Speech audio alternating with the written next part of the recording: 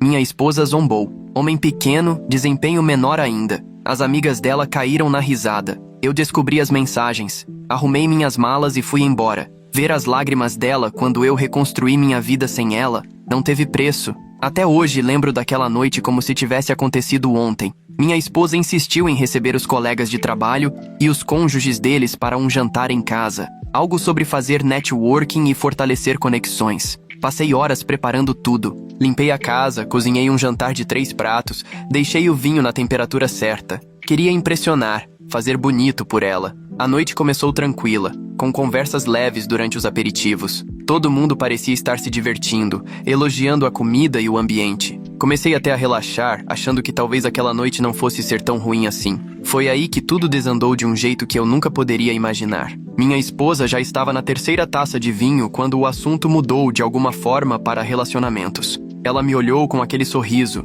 o tipo de sorriso que eu já sabia que era sinal de encrenca, antes de virar para os colegas. "Querem saber uma coisa engraçada?" disse ela, com a voz mais alta do que precisava. Quando conheci ele, achei que fosse um partidão. Alto, bem-sucedido e impressionante em todos os sentidos. Ela enfatizou o todos com uma piscadinha teatral. O marido de uma das colegas perguntou: "E não é?" Todo mundo riu, achando que era só aquela provocação entre casais. Bom, digamos que... Ela levantou a mão, juntando o polegar e o indicador com quase nenhum espaço entre eles. Algumas coisas ficam bem aquém das expectativas. A mesa explodiu em gargalhadas. Senti meu rosto queimar. Não conseguia encarar ninguém, mas ela não parou por aí. "Sério, é como ser casada com um adolescente", continuou. "Rápido para começar e mais rápido ainda para terminar. Se é que me entendem." Mais risadas. E ela ainda não tinha terminado. "Às vezes fico pensando se não devia comprar uma cadeirinha para ele conseguir alcançar a mesa do jantar."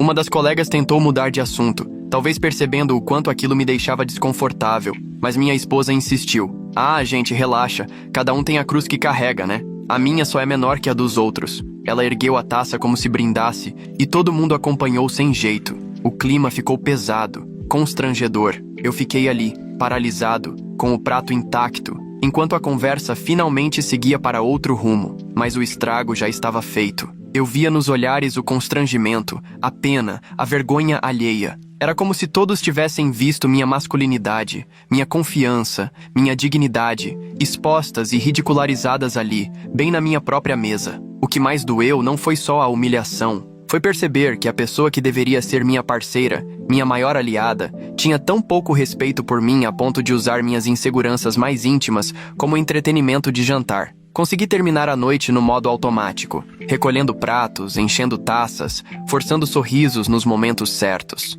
Por dentro, algo estava se despedaçando. Algo fundamental começou a mudar na forma como eu via meu casamento, minha esposa e a mim mesmo. Depois que os convidados foram embora, ela agiu como se nada tivesse acontecido. Quando confrontei ela sobre aquilo, ela simplesmente descartou meus sentimentos. "Ah, deixa disso. Foi só uma brincadeira. Todo casal faz umas piadinhas assim. Você que tá sendo sensível demais." Naquela noite, enquanto ela dormia profundamente ao meu lado, eu fiquei ali, acordado, encarando o teto. As palavras dela ecoavam sem parar na minha cabeça. E não foi a primeira vez que ela fez comentários sobre minha altura ou sobre minha performance na cama. Mas foi a primeira vez que ela fez isso de forma tão pública, tão proposital. Mal sabia eu que aquele jantar seria o estopim, a faísca que finalmente abriria meus olhos para a verdade sobre o nosso relacionamento. Às vezes, a humilhação é o tapa na cara que a gente nem sabia que precisava. Aquele jantar não foi um caso isolado.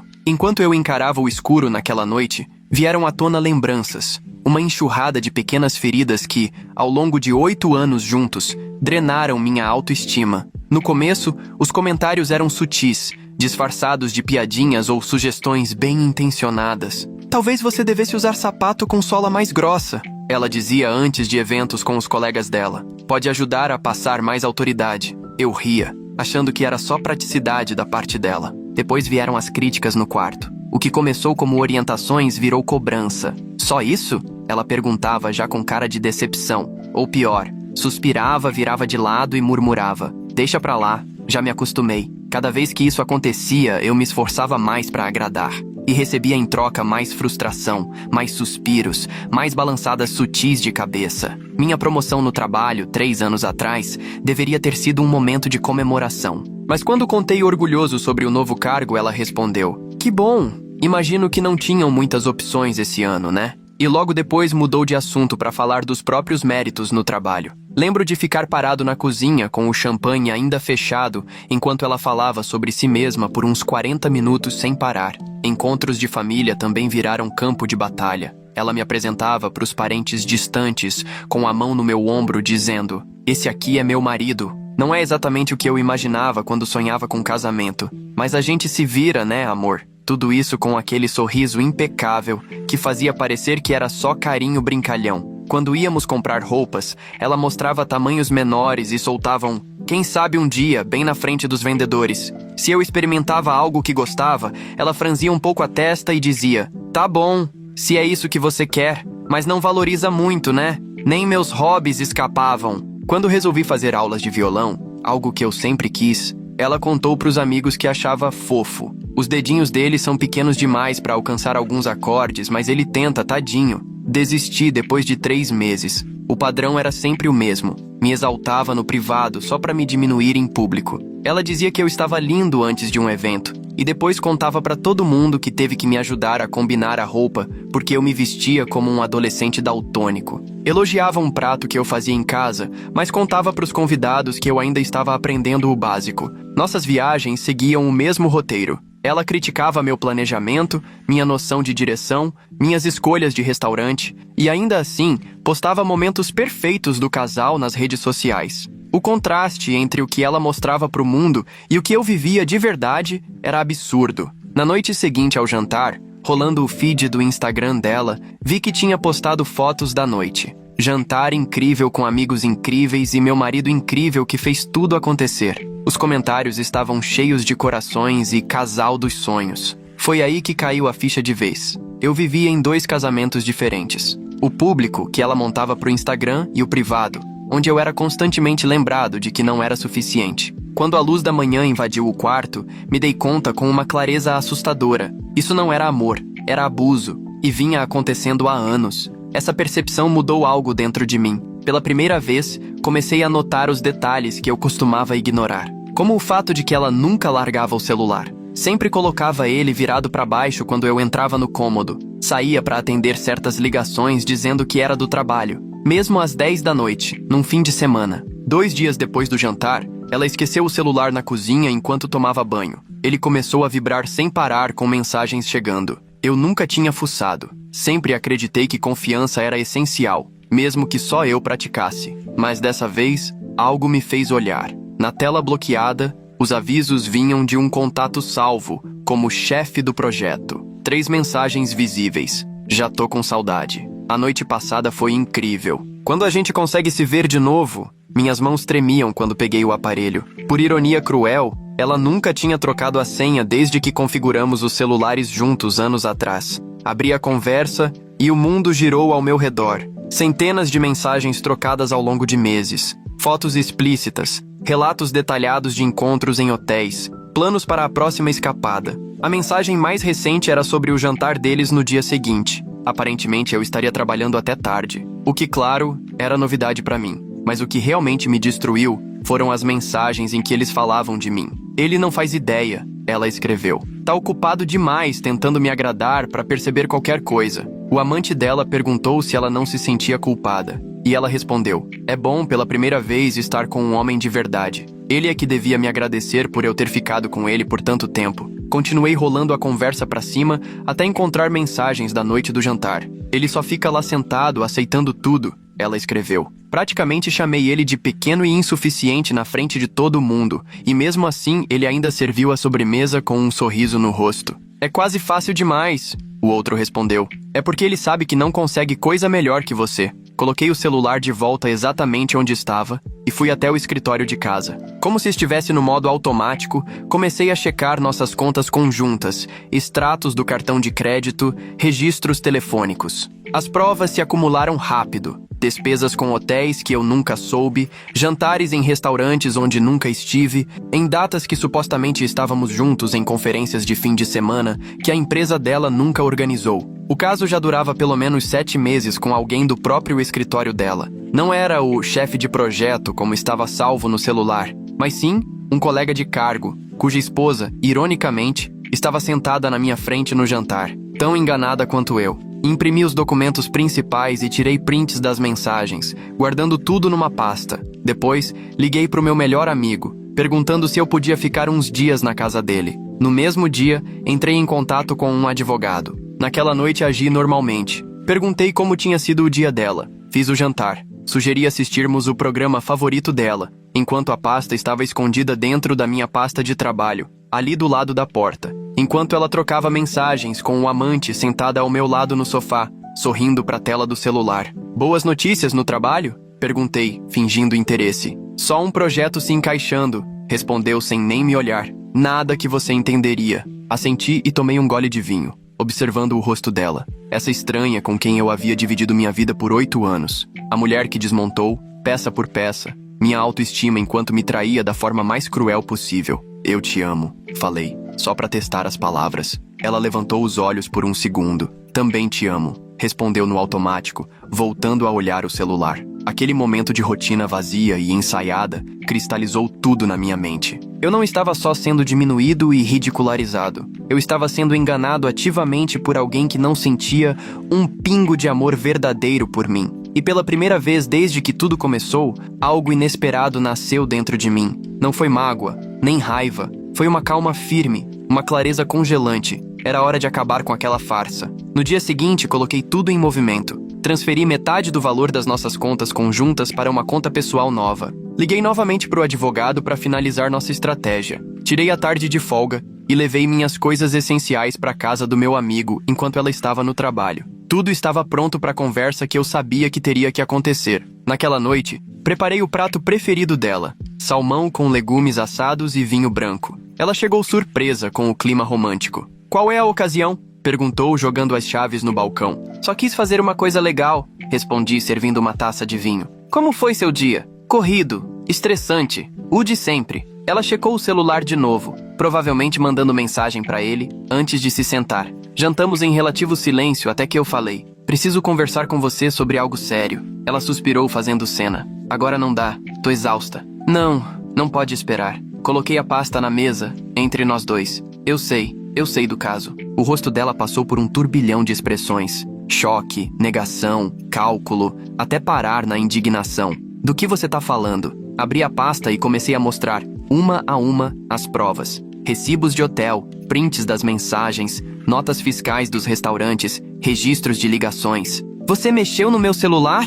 Ela explodiu tentando inverter o jogo. Isso é invasão total de privacidade. Mexi sim, admiti com calma. Depois de anos de abuso emocional e humilhação pública, resolvi finalmente ouvir meu instinto. Ela riu, incrédula. Abuso? Sério isso? Eu sempre te apoiei em tudo. Você me menosprezou toda vez que teve oportunidade. Retruquei. Fez piada com a minha altura, com minha performance na cama, com minha carreira. Tudo isso enquanto dormia com outro cara. Na hora ela mudou de tática. Lágrimas surgiram nos olhos. Eu cometi um erro. Não significou nada. A gente pode superar isso. A traição é só uma parte do porquê esse casamento acabou. Expliquei, mantendo a postura. Mesmo sem isso, eu não continuaria com alguém que me trata com tanto desprezo. Ela estendeu a mão sobre a mesa para tocar na minha. Eu recuei. Você não entende, disse ela tentando justificar. Eu tô sob muita pressão no trabalho. Ele só tava lá. Foi um momento de fraqueza. 7 meses de momentos de fraqueza, corrigi.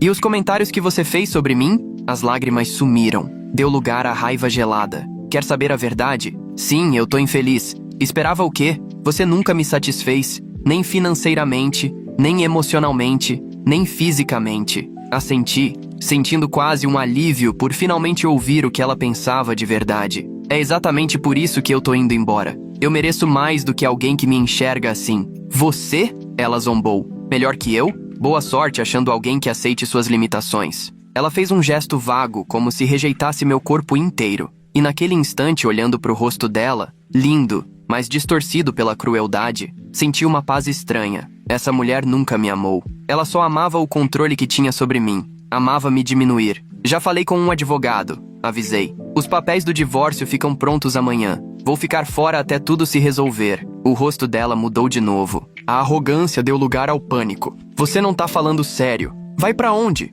O que as pessoas vão pensar? Não me importo mais com o que as pessoas pensam, respondi, levantando da mesa. Isso sempre foi preocupação sua, não minha. Enquanto eu caminhava até a porta, ela correu atrás de mim e segurou meu braço. Espera, a gente precisa conversar. Você não pode jogar fora 8 anos assim. Soltei a mão dela com cuidado. Foi você quem jogou fora, disse. Um comentário de cada vez. Uma mentira de cada vez. Uma traição de cada vez. Pela primeira vez em todos aqueles anos, vi algo novo nos olhos dela. Respeito. Não era amor, nem carinho. Era o reconhecimento atordoado de que ela não mandava mais em mim. Você vai se arrepender, ela sussurrou. Nunca vai encontrar alguém como eu. Sorri de verdade pela primeira vez em muito tempo. É justamente isso que eu tô contando. Saí da nossa casa naquela noite com apenas uma mala e meu notebook. O ar fresco da noite batia no meu rosto como se fosse liberdade. Meu amigo já me esperava no carro no final da rua. Planejei tudo até o último minuto. Ela veio atrás de mim até a varanda, a voz oscilando entre raiva e desespero. Você acha que isso aqui é o quê? Um filme? Ela gritou. Acha que vai me dar uma lição? Volta aqui. Continuei andando sem olhar para trás. A voz dela mudou de novo. Por favor, ela disse agora num tom mais baixo. Me desculpa, a gente pode resolver isso. Eu topo ir pra terapia. Faço o que você quiser. Por um segundo, meus passos hesitaram. O hábito de 8 anos quase me puxou de volta para a órbita dela. Mas aí meu celular vibrou com uma mensagem do amante dela, enviada para nós dois. Tá tudo bem? Ei, você não tá atendendo minhas ligações? Ela deve ter percebido que eu tinha o número dele. O grito de frustração dela ecoou pela rua quando entrei no carro do meu amigo. Ela não parece feliz, comentou ele enquanto dirigíamos. Ela não tá acostumada a perder o controle, respondi. Os 3 dias seguintes passaram como um borrão, tomados por questões práticas. Meu advogado agilizou os papéis do divórcio. Abri contas novas. Agendei uma empresa de mudanças para buscar o que restava das minhas coisas enquanto ela estivesse no trabalho. Encontrei um apartamento pequeno e assinei um contrato de 6 meses. Durante esse tempo todo, meu celular não parou um segundo. As mensagens dela vinham em ondas. Primeiro com raiva, depois implorando, em seguida ameaçando e por fim tentando negociar. Ela apareceu no meu trabalho e fez uma cena, o que só reforçou ainda mais minha decisão. Mandou a irmã dela para tentar me fazer mudar de ideia, mas o tiro saiu pela culatra. Depois de ouvir tudo o que eu tinha para contar, a irmã dela apenas disse, em voz baixa, que entendia minha decisão. No 4º dia, voltei à antiga casa com escolta policial para buscar alguns itens pessoais. Não confiava na empresa de mudanças para levar fotos de família, objetos de valor sentimental dos meus pais, documentos importantes. Ela estava lá, esperando com os olhos vermelhos e inchados. Você chamou a polícia para mim? Ela sibilou assim que entrei. Só vim pegar minhas coisas, respondi, passando direto por ela rumo ao quarto. Ela me seguiu em silêncio, observando enquanto eu recolhia o que restava da minha vida antes dela. E os momentos bons? Ela perguntou finalmente. Vai jogar tudo fora assim? Parei, respirei fundo e pensei bem antes de responder. Não, quem jogou tudo fora foi você, quando decidiu que eu não era suficiente. Eu nunca disse isso. Não precisou dizer. Você mostrou, todos os dias, de 1000 maneiras diferentes. Pela primeira vez, ela não teve resposta. Ficou parada na porta, diminuída de alguma forma, enquanto eu carregava minha caixa em direção à saída. Quando alcancei o batente da porta, ela fez uma última tentativa. Seu nome ainda tá no financiamento da casa, disse. Ainda é responsável por metade. Assenti. O advogado vai resolver isso. Vende a casa, se for preciso. Eu não consigo pagar sozinha, ela admitiu. E pela primeira vez deixou a vulnerabilidade escapar pelas rachaduras. Isso não é mais problema meu. O rosto dela se distorceu por um instante, mostrando aquele velho desprezo. É exatamente por isso que eu precisei de outro. Você é fraco demais para lutar pelo nosso casamento. Olhei bem para ela, de verdade, pela última vez. E naquele momento, enxerguei quem ela era de fato. Não a deusa que eu colocava num pedestal, nem a manipuladora cruel dos últimos tempos. Apenas uma pessoa imperfeita, insegura, que construiu sua autoestima destruindo a dos outros. Não vou lutar por algo que só me machuca, respondi com calma. Isso não é fraqueza, é amor próprio. Fechei a porta atrás de mim, ouvindo o primeiro soluço verdadeiro dela ecoar no momento em que a maçaneta clicou. O som me acompanhou até a calçada, cru, descontrolado e estranhamente libertador. Já dentro do carro da polícia, soltei o ar com força, como se respirasse de verdade pela primeira vez em anos. Meu celular vibrou novamente. Mais uma ligação dela. Desliguei o aparelho. Tudo certo? Perguntou o policial. Tô chegando lá, respondi observando a casa encolher no retrovisor. 6 meses podem mudar tudo. O divórcio foi finalizado mais rápido do que eu esperava. Ela não contestou nada depois que percebeu que eu realmente não voltaria. A casa foi vendida logo, e com a parte que me coube, consegui dar entrada num apartamento pequeno, moderno, mais perto do meu trabalho. O primeiro mês sozinho foi o mais difícil. Eu acordava estendendo a mão, procurando por alguém que não estava mais lá, esquecendo por alguns segundos tudo o que tinha acontecido. Mas aos poucos, esses lapsos ficaram cada vez mais raros. Me matriculei numa academia, não para ficar bombado ou provar algo para alguém, só queria me sentir mais forte. Comecei a fazer terapia, para lidar com os anos de manipulação sutil que eu havia normalizado. Me joguei de cabeça num projeto no trabalho que antes me dava medo. Sem a voz dela na minha cabeça dizendo que eu não era bom o suficiente, eu floresci. 3 meses depois de sair de casa, recebi a promoção que sempre tive receio de buscar enquanto estávamos juntos. Reaproximei de amigos que ela, aos poucos, tinha afastado da minha vida. Voltei a fazer aulas de violão, cozinhava o que eu gostava, sem medo de ouvir críticas. Essas pequenas liberdades se acumularam e se transformaram numa vida nova, construída com base nas minhas vontades e necessidades, e não na aprovação de outra pessoa. Namorar não estava nos meus planos. Mas 4 meses após a separação, conheci alguém num evento corporativo de um cliente. Ela era gerente de projetos da empresa, inteligente, direta, genuinamente gentil. Nossa conversa fluiu naturalmente e, quando ela sugeriu um café na semana seguinte, até me surpreendi ao dizer sim. Esse café virou um jantar, depois trilhas nos fins de semana, e mais. Ela nunca me fez sentir julgado ou inadequado. Na primeira vez que fomos íntimos, me preparei para decepção ou comparação, mas em vez disso, ela estava presente, comunicativa, e depois me abraçou e sussurrou. Foi perfeito. 3 palavras simples, que curaram feridas que eu nem sabia que ainda estavam abertas.